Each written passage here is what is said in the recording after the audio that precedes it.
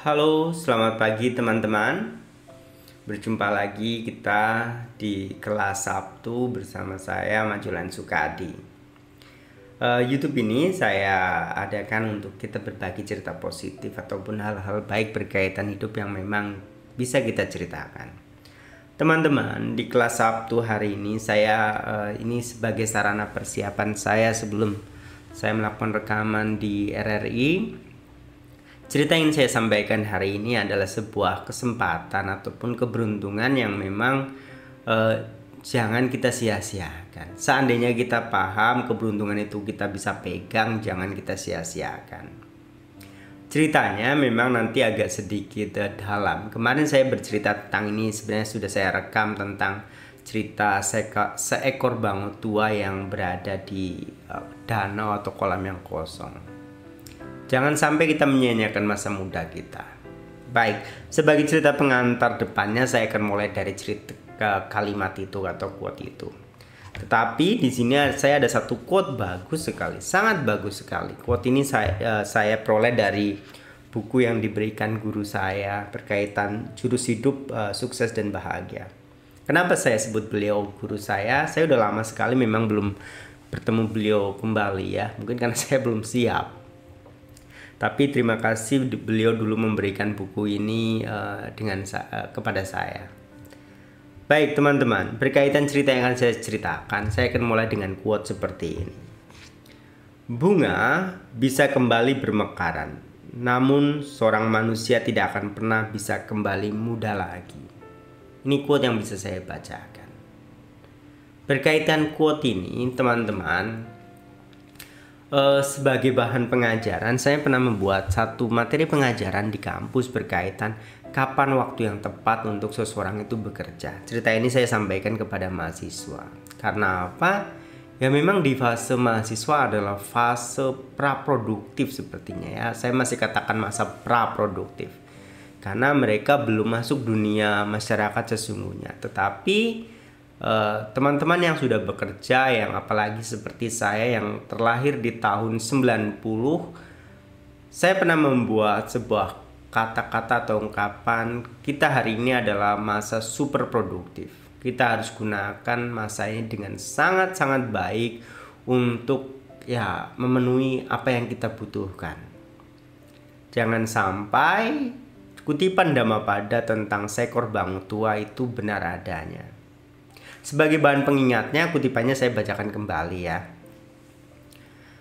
Mereka yang tidak menjalankan kehidupan suci serta tidak mengumpulkan bekal kekayaan selagi masih muda, mereka akan merana seperti seekor bango tua yang berdiam di kolam yang tidak ada ikannya.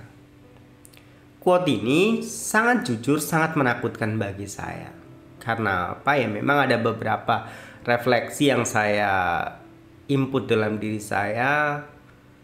Mungkin teman-teman punya cerita yang masing-masing berbeda, tetapi memang ini sebuah keputusan yang saya ambil. Saya tidak mau menerima sesuatu yang memang sudah saya pernah lakukan. Saya ingin mencoba sesuatu yang baru, tantangan yang baru, tantangan yang lebih menggairahkan buat diri saya.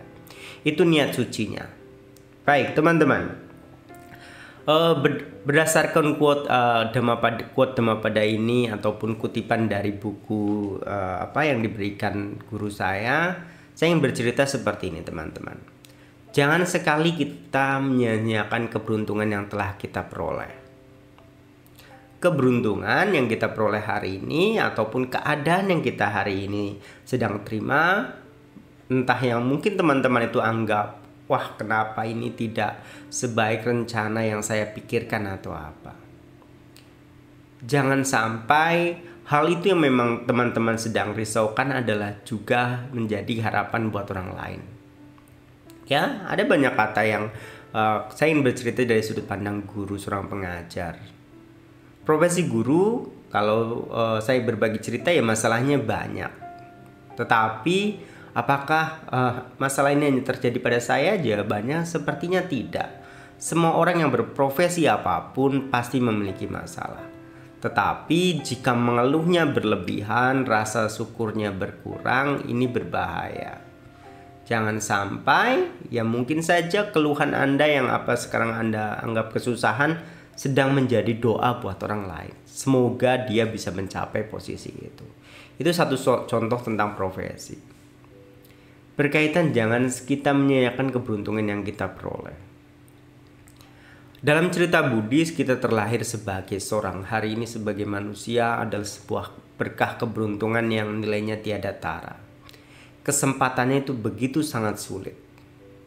Ada perumpamaan katanya yang lahir sebagai manusia itu perumpamaannya itu ibaratnya seberapa banyak ya. Ibarat ya 0,0 berapa 0,00%. Ada perumpamaan seperti ini. Ada seekor penyu buta yang dia hidup itu mengambang-ambang di samudra.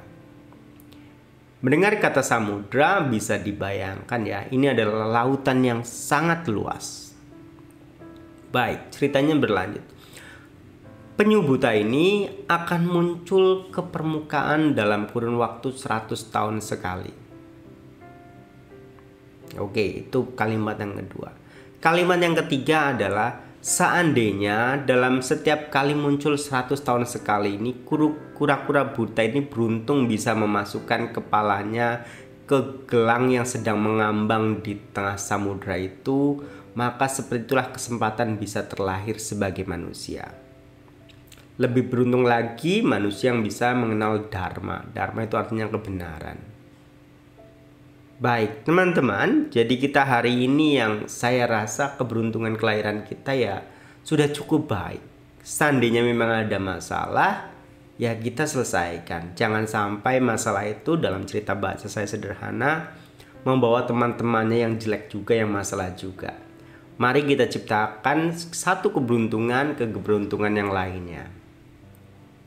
Baik teman-teman, ceritanya yang saya lanjutkan seperti ini. Berkaitan 4 jenis manusia, kita yang saya anggap hari ini ya kita manusia yang beruntung lah. Kita yang terlahir di tempat yang terang, yang penuh dengan kebaikan. Dalam cerita 4 jenis manusia, katanya manusia itu ada 4 jenis kelahirannya. Tadi saya sudah singgung terlahir terang. Baik, saya cerita di terang saja ya.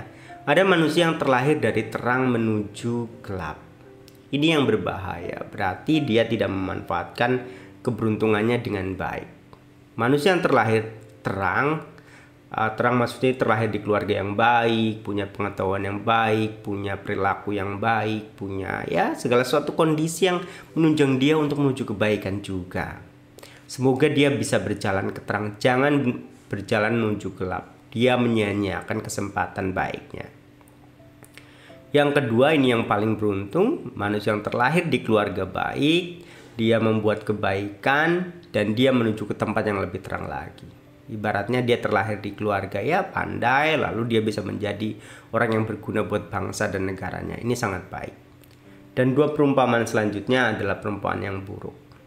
Adalah manusia yang terlahir di tempat yang gelap, maksudnya yang di sana kurang beruntung, penuh dengan penderitaan, penuh dengan ya sedikit ketidakberuntungan ya. Lalu dia juga perilakunya jelek, dia terlahir menuju ke tempat yang lebih jelek kembali. Ya, teman-teman bisa analogikan dalam konsep Buddhis, alam yang jelek itu alam ya yang penuh penderitaan di sana. Ada ya binatang, setan, asura, neraka. Ataupun manusia-manusia yang saya tidak katakan rendah, tetapi memang keberuntungannya sangat minim gitu. Jadi usaha yang dia lakukan untuk up naik ke atas itu butuh lebih banyak effortnya dibandingkan teman-teman yang memang punya karma baik lebih besar. Ini sebagai penutup ya, ini yang lumayan lebih baik. Teman-teman, jika seandainya memang ada di antara ya kita beranggapan kita lahir di tempat yang gelap, semoga kita bisa berjalan ke tempat yang terang. Saya pun mungkin ya tidak beranggapan saya lahir cukup terang-terang sekali. Saya agak sedikit gelap mungkin ya. Karena saya untuk mencapai hari ini, pengetahuan hari ini pun saya berterima kasih ke karma baik saya. Saya mendapatkan beasiswa yang cukup sehingga saya bisa melanjutkan pendidikan SMA dan perkuliahan saya. Dan pendidikan S2 pun saya lalui dengan ya perjuangan yang tinggi. Baik teman-teman, sebagai cerita penutup yang akan saya sampaikan adalah mari kita manfaatkan keberuntungan kita. Jangan sampai keberuntungan yang kita sudah miliki menjadi sia-sia karena memang perilaku kita yang salah. Baik, saya doakan semoga semuanya dalam kondisi baik dan sehat dan bahagia. Terima kasih.